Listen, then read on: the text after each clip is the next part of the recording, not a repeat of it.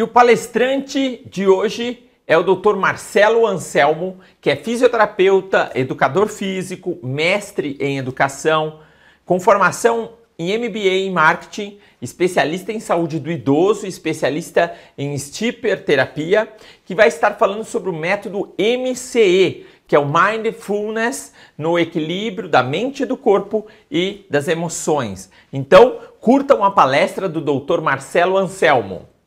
Módulo 3, Meditação da Atenção Plena, o Mindfulness.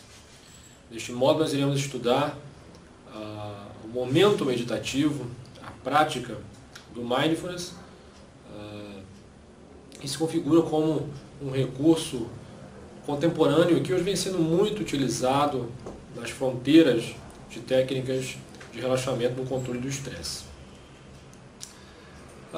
Antes de nós começarmos esse estudo para dentro do Mindfulness, é curioso nós percebermos a meditação em si, o processo que ela passa, não apenas no cuidado humano, no autocuidado, mas na necessidade humana. Eu costumo dizer que ela passou por um processo da utopia à necessidade social. No que consiste isso? Era algo utópico meditar. Há um tempo atrás, não muito longe, nós considerávamos o ato meditativo de fato muito longínquo da realidade humana, muito distante de algo fácil, algo palatável para o ser humano, qualquer que seja a condição social humana.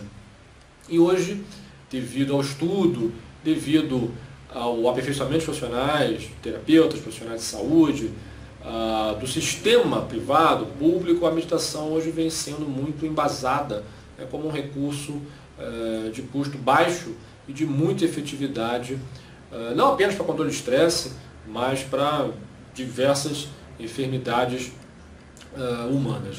Então eu gosto muito dessa linha, da utopia, ou seja, a gente fazer aquela imagem de que meditar apenas os monges budistas com o Monte Everest atrás. Você deve estar fazendo essa própria imagem mental na sua mente neste momento. Nós considerávamos, alguém está meditando, então peraí, deixa eu fazer a posição de flor de lótus, como os monges. Claro que é uma prática deles também, e se emana assim. O trabalho da atenção plena se deriva em muito do budismo, no contexto não religioso, mas no contexto de filosofia de vida, que nós vamos tecer aqui nesse módulo de Mindfulness. Para a necessidade social, ou seja, a meditação como algo que consegue deixar esse triângulo da dinâmica humana, mente, corpo e emoções, de uma forma mais saudável. Então nós peguemos a palavra em si, até por ser oriunda da língua inglesa, Mindfulness. Ou seja, o que quer dizer isso, Marcelo? Traz para mim esse entendimento à luz da etimologia. A etimologia é a ciência que estuda a constituição das palavras. Então, se nós quebrarmos essa palavra em fragmentos, vamos começar por mind, ou seja, mind vem da língua inglesa, quer dizer mente. Quando ele se soma ao full, ou seja, F-U-L, o F-U-L na língua inglesa significa algo melhorado, algo que trabalha num nível mais aperfeiçoado. Então, mind, quando se soma com full, quer dizer mente melhor, mente aberta. À luz da palavra, mente melhor, mente que está trabalhando num patamar melhorado. Para dentro da nossa interpretação, uma mente aberta, uma mente num estado mais aberto. Somemos com a outra parte da palavra. Então a gente pega mindful e soma com ness, N-E-S-S. Ness quer dizer estado. Peguemos, por exemplo, wellness, estar bem, que é a ciência do bem-estar, que hoje é muito cultuada. Fitness, o estado da forma física. Então quando a gente tem o final da palavra com ness, quer dizer estado. Então mindful, quando se soma com ness, quer dizer estado da mente aberta. A gente só troca a posição das palavras. Então mindfulness denota o estado da mente aberta, o qual eu aqui vou me depreender mais ao momento meditativo, ao que acontece na prática da meditação, na qual você para, familiariza-se com si mesmo, que também é muito cultuado na meditação. Meditar nada mais é do que também um ato de se trazer para dentro de si, de se conhecer mais, de familiarizar-se com si próprio, familiarizar-se com essas 3 unidades humanas, né? Com mente, com o corpo e com as suas emoções. Então vou me fixar mais nesse momento meditativo, mas é importante eu trazer e apresentar a você a filosofia da atenção plena, que é extravasar isso, ou seja, que para mim até eu considero um desafio maior, e eu partilho isso com os meus alunos e pacientes, que é viverem a atenção plena. A mente humana, por até um estado de economia de energia e por diversos estímulos que nós temos, né, que nós estamos falando ao longo do nosso curso, na parte de estresse, né, como nós falamos no módulo primário, então nós somos submetidos a muitos estímulos. Então a mente ela acaba trabalhando num patamar de eu já sei fazer isso, corto, já sei fazer aquilo, corto. Ou seja, diminuo a atenção para atos, para atividades as quais eu já desempenho com um nível de destreza interessante, já as cumpro num nível otimizado. Mas isso acaba nos levando ao piloto automático, né, que é uma grande chave linguística do Mindfulness e também não deixa de ser das técnicas de relaxamento. E nós vivemos nesse piloto automático de uma forma muito contínua. Isso acaba nos incorrendo a viver de uma forma menos plena, digamos assim. E a filosofia, ela se debruça nisso, ou seja, nós procurarmos, vamos dizer assim. Gosto muito dessa palavra, procurar, né, ou seja, se convidar a viver, a desempenhar as atitudes da vida diária de uma forma mais presente, se situando-se mais no momento do agora. Ou seja, você que está fazendo esse curso, está com atenção em mim, está com atenção neste conteúdo, né? E não no que você deixou de fazer ontem ou no que você já precisa desempenhar amanhã. Está no momento mais presente e que isso pode ser derivado para atitudes da vida diária, né? Aí que eu costumo dizer que é o grande desafio, escovar o dente com atenção plena, né? Ou seja, algo que a gente já faz de uma forma extremamente automatizada. Lavar louça com atenção plena, né? Então procurar ter recorte de atenção plena na vida diária. Aí que se emprega a filosofia da atenção plena. Então, para que você também compreenda, né, dentro do nosso estudo, do nosso curso, esta é a filosofia, né? Ela extravasa o momento da meditação da atenção plena, né? Então o Mindfulness ele tem vamos dizer, esses 2 vieses, né? A meditação, que é o que nós vamos nos aprofundar mais, mas nós também temos a filosofia que nós empregarmos este convite, este degustar de plenitude de vida em situações da vida diária. Marcelo, como o Mindfulness surgiu, como foram os primórdios dessa técnica?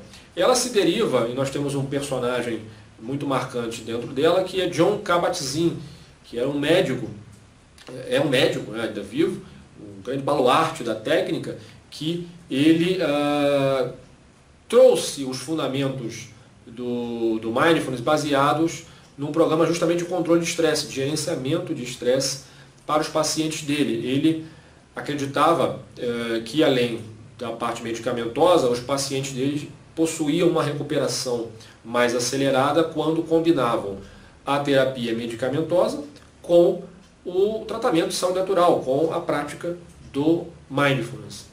Então ele foi o grande sistematizador, né, o grande ás da prática, e teve uma sapiência que eu considero muito legal no que se refere a ter desvirtuado-a do panorama religioso, apesar, como eu falei a você, de ter raízes do ponto de vista do budismo, mas ela não segue, o budismo também não é uma religião, né, na acepção da palavra, a filosofia de vida, mas para evitar qualquer maculação, qualquer, enfim, pejoração, ele levou isso muito mais a uma luz científica, que é o que hoje a gente vem percebendo no Mindfulness, né, vários estudos que vêm brotando, embasados pela ciência em diversos quadrantes, né, o Mindfulness na parte de neurociência, do aprendizado, já sendo praticado em escolas, por uma questão de aspecto cognitivo, de retenção de informação, assim como da parte de saúde emocional. Sabemos hoje que o aprendizado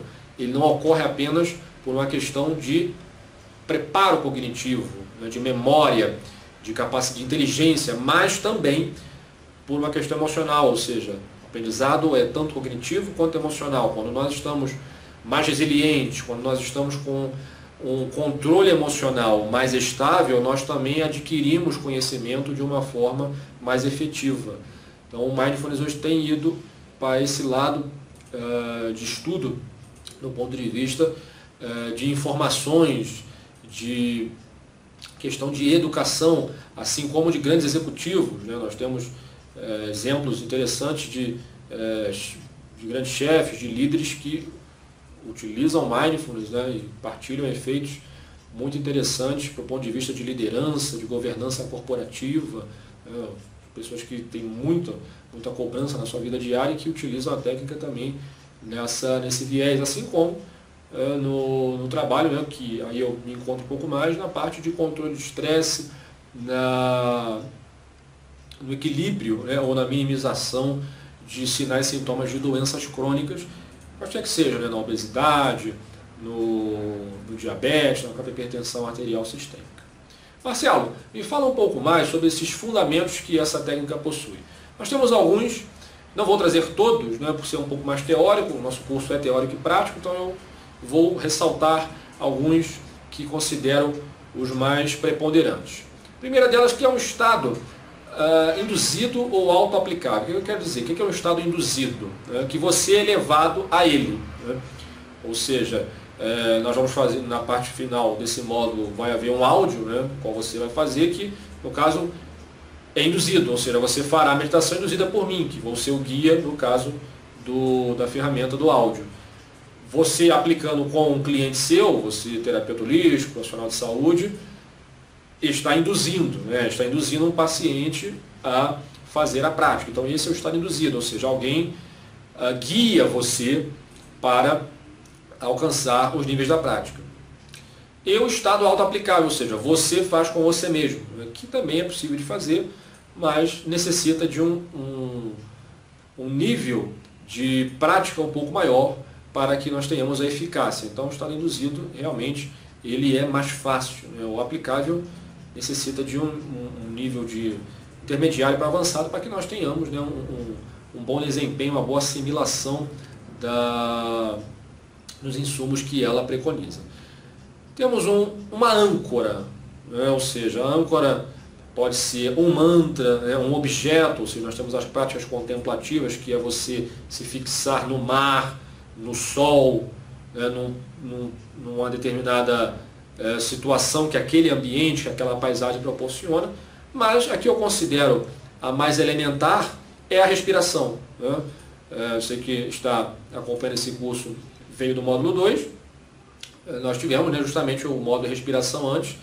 A respiração não apenas no Mindfulness, mas como o passaporte, o fio condutor para qualquer prática de relaxamento, né, ela acaba tendo a respiração como aquele meio campo, né, aquela peça decisiva para a eficácia da prática, e o Mindfulness também não foge à regra. Temos outras, como eu estou ressaltando a você, mas eu considero, né, baseado nas minhas experiências, realmente a respiração dentro do Mindfulness ela é muito efetiva e faz com que a âncora para quem está fazendo seja também mais fácil de assimilação. Falamos da âncora, os estados, e chegamos a uma parte interessante que diz respeito à lógica, né, ou seja, o distanciamento da lógica, que é um fundamento de relevância para a prática. Ou seja, nós procuramos não fadar a nossa mente no julgamento, algo que é muito natural também da mente humana. Nós procuramos atribuir significado para tudo, né? Ou seja, ouvimos um som, significamos ele. Falamos, alguém fala com a gente, nós já também proferimos um significado. Lemos alguma coisa que ainda não está na nossa mente tão clara, mas nós já atribuímos um significado, ou seja, temos atribuição de significância para todos os estímulos que povoam o nosso ser. Isso, por vezes, é algo muito complexo, né, quando nós entramos no panorama comportamental. Então, procurar não se distanciar um pouco desse julgamento da prática, indo para um panorama mais experiencial, um panorama mais de viver o momento por ele, o momento propriamente dito, procurando, vamos dizer, provar dele, degustar do momento, né? Fazendo uma analogia justamente com a minimização do piloto automático. E o relaxamento muscular, ou seja, né, você que é de áreas mais voltadas para a parte corpórea, né, você que é fisioterapeuta, professor de educação física, terapeuta ocupacional que me assiste agora, indo para esse lado de relaxamento muscular mensurável, né, ou seja, a prática ela acaba proporcionando isso e a gente até percebe em alguns momentos do ponto de vista visível, né, você que vai aplicar com pacientes ou você que está fazendo agora essa prática, esse curso num ponto de vista de relaxamento para dentro de si, percebe que às vezes a gente começa a prática assim, ou seja, com o ombro, vamos dizer, né, como exemplo, totalmente tensionado, e que a gente termina a prática assim, ou seja, há um distensionamento, há um relaxamento muscular. Por quê? Muitas tensões que o corpo promove, que o corpo possui, são derivadas da mente, né? Por isso que essa simbiose mente e corpo, ela é muito marcante, né? E você percebe que eu venho repetindo ela ao longo dos nossos módulos, porque de fato é uma combinação muito aprofundada, não apenas mente e corpo, mas corpo-mente, né? Ou seja, físio-psíquico, né? O corpo também ele acaba prendendo a mente. Quando nós estamos com relaxamento, com um tensionamento muito forte, isso faz com que a nossa mente fique presa àquela área do corpo, né? Faz com que haja gasto mental, dispêndio de energia mental. Então o relaxamento muscular não apenas é para o músculo, mas também para a mente. Atitudes que um praticante deve ter. É interessante a gente trabalhar esse viés após os fundamentos. Nós temos algumas atitudes que o praticante de Mindfulness deve ter. Eu vou salientar duas que eu considero as mais importantes, né? Primeiro, a mente de principiante. O que é mente de principiante, Marcelo? É nós termos essa mente degustativa, essa mente apreciativa, olhar a experiência por um panorama experiencial. Como eu ia falar, sem atribuir esse significado tão rápido, né, tão certeiro ao que nós estamos vendo, né? Porque muitas vezes a gente atribui um significado baseado nas nossas lentes, nas nossas condutas. E como eu costumo dizer, às vezes são hipóteses. Pensamento é hipótese, né? Nós estamos atribuindo um significado àquela situação X, àquela situação Y, baseado nas nossas convicções, que muitas vezes são errôneas, porque fazem parte da nossa estrutura humana, fazem parte da nossa criação, do que nós nos consideramos seres humanos na Terra em si, né, enquanto unidade humana, mas que muitas vezes não são os ideais. Nós deturpamos isso para nos agradar, nós deturpamos o acontecimento para que aquilo ali seja mais palatável para nós. Então essa mente de principiante, ela é muito cultuada e que nós precisamos, vamos dizer, fomentar um pouco mais isso. Na filosofia da atenção plena, por exemplo, saindo do momento meditativo para a filosofia, procurar estabelecer mais essa qualidade no nosso cotidiano, que é observar a experiência pelo olhar experiencial, assim como a observação imparcial, ou seja, o não julgamento. Nós procurarmos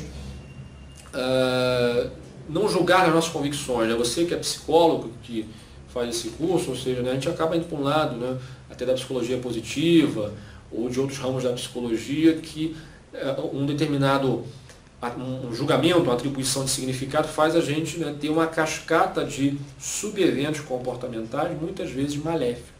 Então, isso que o Mindfulness preconiza do não julgar, de observar imparcialmente, vem, né, de um pano de fundo de procurar ter resiliência, procurar ter ajustamento perante aquela situação, né? Ou seja, a gente ter mais flexibilidade mental, a gente procurar observar aquela situação por um panorama de observador, né? Um panorama um pouco mais equilibrado, não de quem viveu aquela situação. Sei que é desafiador, mas é algo que nós precisamos de treinamento, né? Deriva-se do treinamento dessas competências. É importante a gente trabalhar a palavra que é um pouco curiosa, né? Quando a gente salienta isso a você, mindful, quando a gente dobra o L, a gente acaba tendo uma mente poluída, mente cheia, né? Full com 2 L's quer dizer mente cheia, né? Mente completa, mas repleta de quê? Costumo dizer que, por vezes, até um aterro sanitário. A mente tem tanta coisa né, que ela acaba se perdendo e destinando pouca atenção para cada uma dessas situações que brotam na mente humana, né? Enquanto o Mindful é uma mente mais limpa, né, muito mais suave, mas isso não quer dizer que a gente viva assim a todo momento, né? Ou seja, com uma mente totalmente carregada e uma mente totalmente limpa. Passamos por esses momentos, são estados, né? Por isso que nós salientamos no início, que é o estado da atenção plena. Existem estados que nós estamos com a mente muito carregada, muito poluída, e outros que nós conseguimos ter um esvaziamento, uma sensação de quietude, uma sensação de leveza. Que nós procuramos ter mais estes momentos de leveza e de quietude. Mas que por vezes nós entramos na poluição mental de forma muito rápida, né? O que é interessante e o que é efeito do nosso curso e de treinamento em si, em cima do que eu estou trazendo para você, é que a gente possa, né, sair desse estado carregado para o limpo, né, do Mindful, em si, com um L só, um pouco mais rápido, com mais equilíbrio. Mas são estados, né? E trazendo isso num panorama social, como eu falei para você no módulo 1, da parte de introdução ao estudo do estresse, quando nós estamos com a mente muito cheia, nós destinamos pouca atenção para cada um dos pensamentos. É uma questão matemática, concorda comigo? Se eu tenho 10 pensamentos na mente, teoricamente vou destinar 10% de atenção a cada um deles. Então, ou seja, posso perder informações, posso perder situações muito importantes para o cumprimento daquela tarefa. Enquanto se eu tiver 3 pensamentos, vou destinar, vamos dizer aí, 33,3% para cada um, de atenção para cada um deles. Então é interessante a gente adotar nesse panorama um pouco mais numérico, né, e quantitativo de atenção, porque faz parte da natureza humana, né? Hoje, como eu havia falado a você, temos uma pessoa fazendo um trabalho de 2. Então nós precisamos ter uma mente, né, cada vez mais concentrada, uma mente que trabalhe num nível melhor. E estar com a mente cheia faz com que nós, justamente, possamos ir na contramão da história, ou seja, uma mente que acaba tendo pouca atenção no que está fazendo. Seguindo essa nosso preceito do Mindfulness, é importante a gente entrar agora num viés de efeitos que são diversos. Mas o que eu quero trabalhar para você é facilitar esse raciocínio em 3 quadrantes, né? Vamos colocar aí o mente, corpo e emoções, né? Esse triângulo da dinâmica humana, né? Como eu venho trazendo a você. Quais são os efeitos do Mindfulness nessas 3 unidades de ser humano? Indo para o lado mental, nós temos um efeito muito marcante dessa prática no lóbulo frontal, né? Ou seja, ela aumenta a transmissão, o nível de GABA. GABA é o ácido aminobutírico, né? Esse ácido, essa substância, né, esse mediador químico, ele faz com que nós tenhamos uma redução, sabe do que? Da distrabilidade, uma redução dos mecanismos de distração. É um mediador químico, né? um neurotransmissor inibitório, então faz com que a gente tenha um estado mental um pouco mais relaxado, um pouco mais tranquilo. E existem estudos que mostram isso, né? Com neuroimagem, com emissão de neuroprótons de elétrons, que os praticantes de meditação eles têm um nível de GABA maior comparado aos não praticantes. Então, ou seja, tem menos ondas cerebrais, tem estados mentais mais abertos, né? Tem menos fluxo mental, né? Como eu havia falado, menos lixo mental. Isso faz com que nós tenhamos justamente o quê? Com que nós tenhamos menos toxicidade, né? Que é um efeito que eu também gosto muito de partilhar nos meus estudos de Mindfulness, que é a neurotoxicidade, né? O estresse ele traz isso, né? Cruzando o estresse com o Mindfulness em si. O estresse ele é neurotóxico, né? Ele traz esse lixo mental, esse aterro sanitário que nós estamos delineando. Essa neurotoxicidade ela faz com que nós tenhamos resíduos de fato de mediadores químicos, de formulações dentro do nosso cérebro, impedindo perfusão, impedindo chegada de nutrientes a áreas do cérebro. Então, ou seja, nós temos menos ativações de determinadas áreas cerebrais que são marcantes para que nós desempenhemos tarefas no nosso cotidiano. Então, maior nível de GABA e, por conseguinte, reduzir a neurotoxicidade, são efeitos muito contributivos da prática do Mindfulness. Indo para um panorama corpóreo, é muito interessante, apesar de ter uma conexão cerebral, evidentemente, né, tudo vai se derivar do cérebro, e a cascata é eferente, né, ou seja, a resposta para baixo, a ativação do hipotálamo. Né, nós temos uma melhor modulação hipotalâmica.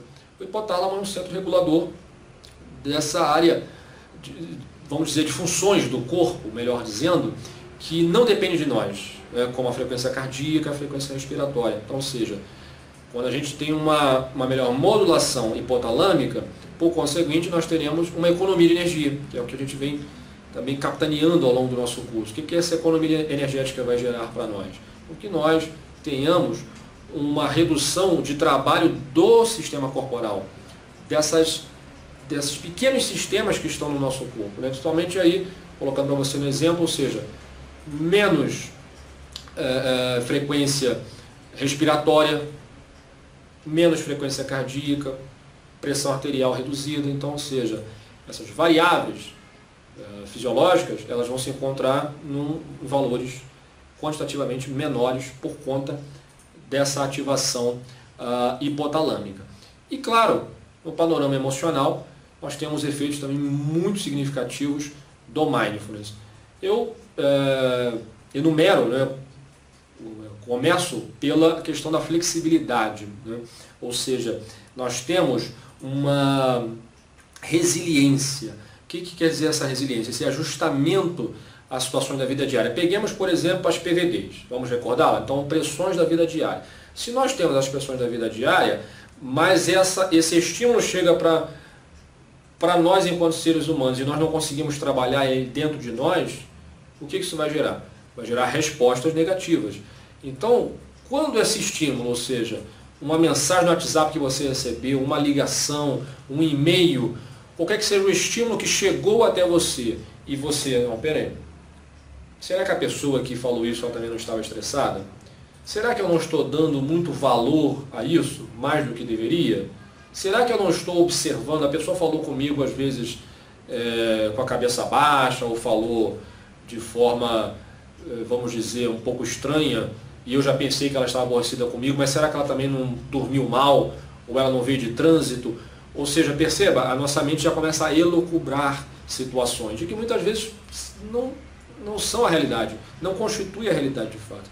Então peguemos isso, né? Como eu falei dos PVDs, das pessoas da vida diária. Então como é que aquilo chega até nós?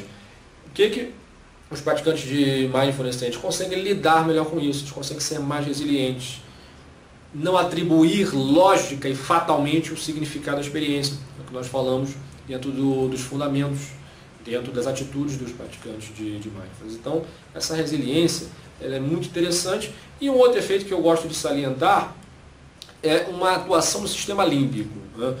Ou seja, no subconsciente. A gente falou do hipotálamo, né, na parte corpórea, mas agora indo para a parte límbica. Marcelo, onde você quer chegar na ativação do sistema límbico? O Mindfulness ele atua de uma forma muito consistente na redução da reatividade emocional. Isso dialoga com o exemplo que eu dei para você, ou seja, a gente já acaba tentando combater aquela situação, já, digamos, se impondo contra ela. E é atribuído diversos estudos científicos que os praticantes de meditação conseguem ter uma suavidade, ou seja, diminuir essa reatividade, não é extingui-la, faz parte da natureza humana responder, né, ter a capacidade de responder ao estímulo, mas como que nós respondemos é que é a grande pergunta. Como que nós reagimos a uma situação, né? Muito melhor agir do que reagir, mas por vezes nós somos impostos a reagir, mas que nós possamos reagir não num panorama de desgaste, num panorama de fadar-se contra aquela situação, mas sim num panorama de habilidade e de lidar com aquilo de uma forma resolutiva. Eu gosto também de estabelecer uma linha de pensamento que eu quero partilhar com você, que é a abordagem salutogênica, ou seja, nós falamos de mente, corpo e emoções, mas agora eu trago um raciocínio para você, fechando essa nossa parte de áreas corpóreas, que é alinhar isso com uma necessidade social, com o que a gente falou lá no módulo 1, na parte da introdução ao estudo do estresse. com as doenças crônicas, que o estresse é o quê? O grande intensificador ou desencadeador das doenças crônicas, que afetam quais áreas? Muito o sistema cerebral, sistema cardíaco, né, o coração, assim como os pulmões. E a prática da meditação ela acaba sendo benéfica para essas três áreas, equilibrando essas três áreas vitais. Olha como isso é determinante. Ou seja, o que eu quero dizer a você? A meditação ela tem essa capacidade de proteger os órgãos vitais. É isso que quer dizer essa salutogênese. Saluto, saúde, gênese, formação, nascimento. Então, gerar saúde. Não apenas para reduzir sinais e sintomas de doenças, mas as pessoas que são saudáveis, na sua acepção da palavra, que não têm doenças e fazem meditação, elas conseguem ter uma longevidade, ou seja, isso vai resultar lá na frente, né? No panorama do envelhecimento, que nós também falamos ao longo do nosso curso. Fazer com que elas sejam idosos mais saudáveis, com que o funcionamento orgânico mental, cardíaco e respiratório sejam melhores. Por isso que a gente vem desempenhando, por uma melhor concatenação de pensamentos, uma melhor oxigenação cerebral, um melhor funcionamento desse autômato, né, desse miocárdio, emanar menos, necessitar menos do batimento, porque a gente acaba reduzindo a frequência cardíaca e pressão arterial, respirando melhor, respirando menos vezes e sim de forma mais qualitativa. Então eu lanço esse olhar a você, para que você observe esse panorama salutogênico que a meditação é capaz de gerar nessas três áreas, nos órgãos vitais do cérebro. Lanço um desafio a você. Nós falamos das experiências, né? Ou seja, do olhar experiencial no não julgamento. E como é que se baseia uma experiência? Faz esse teste com você agora. Eu digo que ela vai para um tripé, né? Para três situações em si. Uma experiência, ela se deflagra pelo pensamento. Pega você hoje, no dia de hoje, o que você acabou de vivenciar antes de fazer esse curso? Uma tarefa X ou Y. Houve um pensamento. No que você pensou? Houve um sentimento. O que você sentiu? Ou quais sentimentos que você teve? Angústia, raiva, irritabilidade, bondade, gentileza. Não apenas ruins, mas também bons. Qual foi a sensação física? Um formigamento no pé direito, uma prurigem, uma coceira atrás do joelho esquerdo, um tensionamento no abdômen, enfim, sensações físicas. Então uma experiência, ela perpassa por essas três marcações que elas interagem entre si. Às vezes uma fala mais alto, né? Um pensamento pode falar mais alto, assim como a sensação física e o sentimento.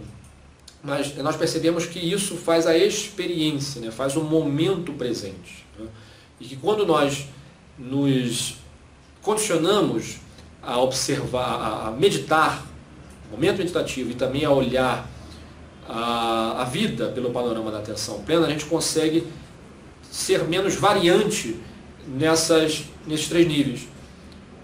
O pensamento, ou seja, não deixar ele ir como um cavalo alado e viajar longe, né? Ou também não trazer pensamentos ruins para uma experiência presente que em nada tem a ver com aquilo.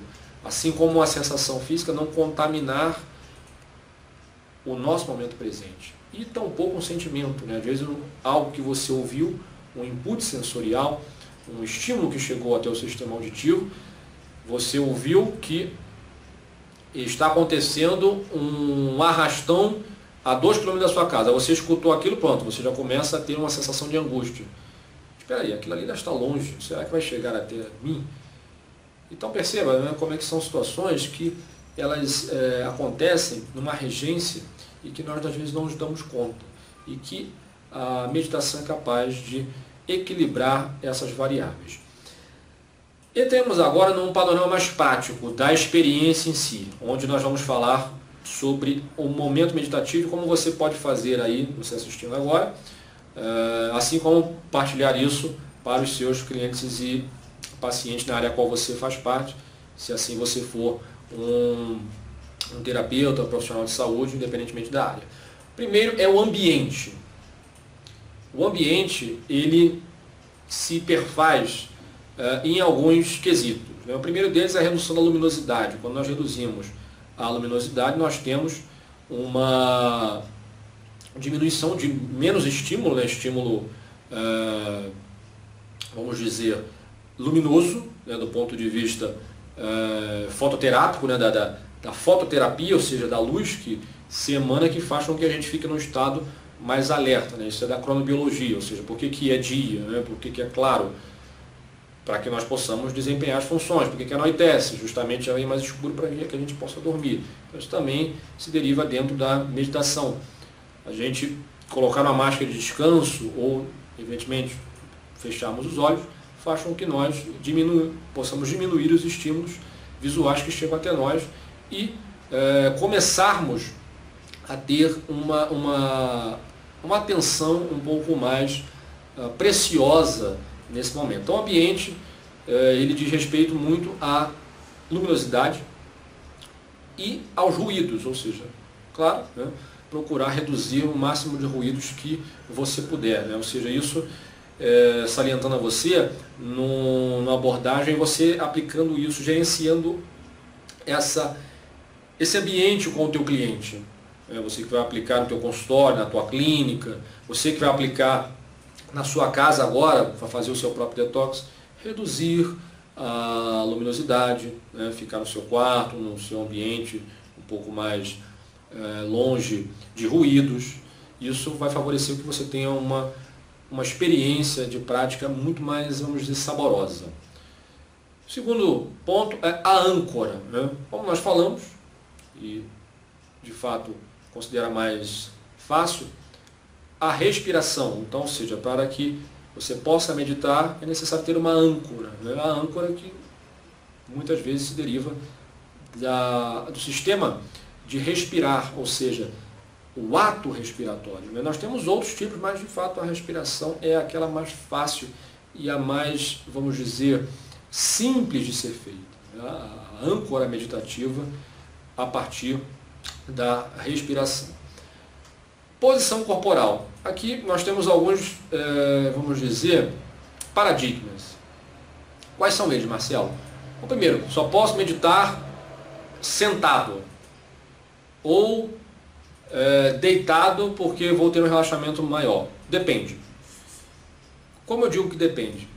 Por exemplo, vamos pegar eu como exemplo, fisioterapeuta. Então, eu atendo pacientes, já tive pacientes que morriam de dor na região cervical, cervicalgia, cervicobraquialgia, que eles não conseguiam fazer a meditação sentados, por conta do efeito da gravidade, o efeito gravitacional. Então, no caso deles, eu teria que colocar eles deitados, porque no plano horizontal, né, nós não temos praticamente gravidade, a gravidade é muito reduzida, então eles vão ter um distensionamento, um efeito de relaxamento musculoesquelético na região dos trapézios, esternocleidomastoide, dos ombros, o que vai favorecer com que eles consigam fazer a prática de uma forma melhor. Assim como, se eu sei que o meu paciente tem distúrbios de sono e eu já coloco ele deitado, fatalmente eu já vou induzi-lo mais ao sono. Então é algo que eu levo você à reflexão, né? Como é melhor você aplicar para o seu paciente, você vai saber no panorama prático, né? Mas não existe a posição mais fácil, né? A posição também utópica, né? Como eu falei a você, dentro dos monges budistas, né? Na posição flor de lótus, é uma posição icônica, né? Pode chegar até ela, mas não somente nela. Hoje nós podemos meditar de forma deitada, a meditação pré-sono, né? Como um recurso que ajuda a pessoa a dormir melhor. Entender que também no panorama, não de posição corporal, mas no efeito derivado, e eu aqui faço até a minha culpa, antigamente considerava meu paciente está dormindo meditando, não pode. Mas não pode por quê? Muitas vezes a pessoa medita e acaba fatalmente dormindo porque ela está pagando um déficit de sono. Então são coisas que a gente precisa problematizar e não fadar, né? Ou seja, atribuir uma significância unilateral baseada nas nossas convicções, e sim saber se libertar delas. É claro que meditar é um exercício mental e que dormir não é o melhor caminho, evidentemente, longe disso. Mas por vezes Meditar faz com que a pessoa tenha a resposta de relaxamento e ela acabe incorrendo no sono. Se o paciente, né, idoso, tem terapia medicamentosa alta, tem distúrbios regulatórios de sono, acaba dormindo muito pouco durante a noite e de dia dorme mais, fatalmente vai ser uma pessoa nessa característica. Então é saber, vamos dizer, o que é melhor para cada caso, né, o que é melhor para cada persona, né, para quem você trata, para quem você acompanha. E nós temos o guia, né, ou seja, o ponto de vista humanístico. Né, aqui eu vou guiar a você, no áudio que você irá desfrutar, mas você guiar para o seu paciente. E o guia tem alguns preceitos interessantes de nós falarmos do ponto de vista da voz, né? Ou seja, uma voz mais lenta, mais suave, procurando espaçar mais as palavras, pronunciar mais o final das palavras, principalmente os verbos, né? Meditar, relaxar, pensar. Então perceba que eu estou alongando, né, até um pouco mais o final da palavra para que você veja, né, a pronúncia do final silábico. Isso dá conforto acústico. Né? Essa é uma expressão muito bacana de nós falarmos, dá conforto acústico para quem está fazendo, para o praticante. É algo muito prático que eu fui cultivando ao longo das minhas experiências e que eu partilho para vocês. Conforto acústico. Então uma voz mais leve, mais pausada, pronunciando o final das palavras. É importante o guia dar momentos de silêncio, ou seja, você vai dar um estímulo. Perceba agora a sua respiração diafragmática. Você fica em silêncio, porque esse silêncio é justamente para a pessoa fazer aquilo que você pediu, aquela atividade, aquele exercício mental. Se a gente guia de uma forma muito rápida, pedindo estímulos, ou seja, um em cima do outro, é difícil o indivíduo fazer, né? Ou seja, quem está fazendo, o seu cliente, o seu paciente fazer, porque ele acaba se perdendo, ainda mais se for um iniciante. Então, o guia, ele passa muito por esse controle linguístico, né? da maneira a qual ele fala, de como que ele vai falar, as palavras que ele vai empregar. Então, o guia também é um elemento muito determinante para o sucesso da prática, né? Para que ele possa favorecer essa interlocução ao indivíduo. Então, nós falamos de 4 elementos marcantes, que são o ambiente, a âncora, a posição corporal e o guia, né? Ou seja, então esses 4 elementos, de uma forma geral, né, são os que favorece uma boa prática meditativa, né, para que você faça isso na sua casa como um exercício desse curso, um exercício de vida diária, e você que vai aplicar com os seus pacientes. Né. Na posição corporal, eu apenas digo a você, complementando, falamos do sentado e do deitado, que depende de caso a caso, mas da posição dos pés. Né. Ou seja, é importante que você possa sugerir ao seu cliente que ele fique com as plantas dos pés totalmente aplanadas no solo, se ele fizer sentado, evidentemente. Quando ele fica, né, com o apoio nos calcanhares ou nas pontas dos pés, isso acaba favorecendo um tensionamento, né, um tensionamento que vem de baixo para cima, né, e dificulta, é mais dificultoso para ele relaxar. Então, sugerir, né, no início da prática que ele possa aplanar os pés. Esse aplanamento dos pés gera respostas muito interessantes para outras áreas do corpo, né? Lembrando que a estrutura dos pés, por mais que nós estejamos calçados, os pés nós temos muitas terminações nervosas, né? São áreas sensoriais, as mãos e os pés. Então, desde o momento que os pés estão bem aplanados, eles estão gentilmente colocados, entre aspas, nós vamos ter um favorecimento de relaxamento do corpo como um todo.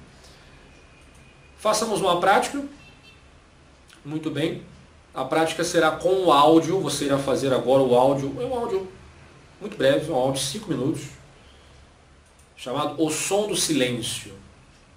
Então basta você escutar esse áudio. Você coloca seus fones de ouvido para que você possa desfrutar e perceber de uma forma mais prática os efeitos da meditação no tripé, né, vamos dizer, no triângulo da dinâmica humana, mente, corpo e emoções. Convido, reitero a você, fazer os exercícios de fixação desse módulo de meditação para que você possa dar mais concretude ao aprendizado.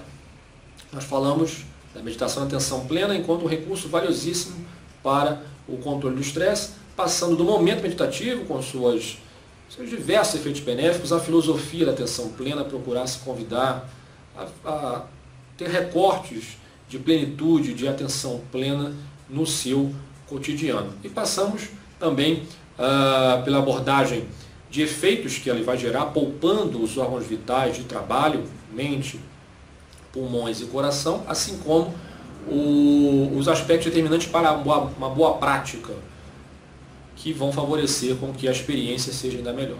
Agora eu quero fazer para você um convite muito especial.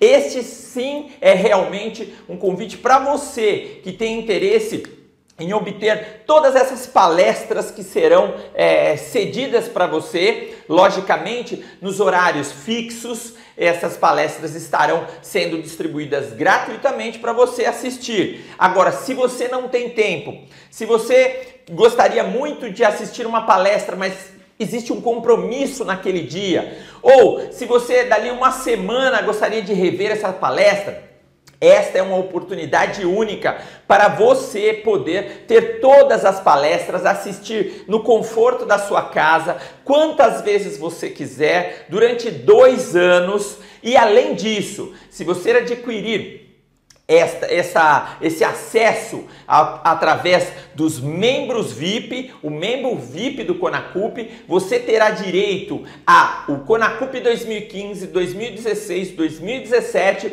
e também o acesso ao Conacup 2018. Então, o que você está esperando? Seja atualizado e tenha o melhor do seu conteúdo. Agora, se você está precisando fazer até mais horas com relação aos seus estudos, para te ajudar, nós daremos não só o certificado para você, mas o reconhecimento dessa quantidade de horas que está sendo cedida para você. Então serve também para a sua parte extracurricular. Não perca tempo, essa é uma chance única, uma exclusividade que você poderá acessar aqui embaixo, aqui em cima, algum lugar aqui, um link exclusivo para você, para que você possa adquirir esse acesso de membro VIP. Gostou dessa grande dica? Então, para você que está aqui, curta o Conacup 2018, seja um membro VIP, tenha o melhor dos conteúdos durante 2 anos desse acesso e com certeza você estará não só atualizado, mas estará preparado para que você possa conhecer, efetuar e colocar também em prática tudo aquilo que você aprendeu. Venha conosco então, seja um membro VIP Conacup.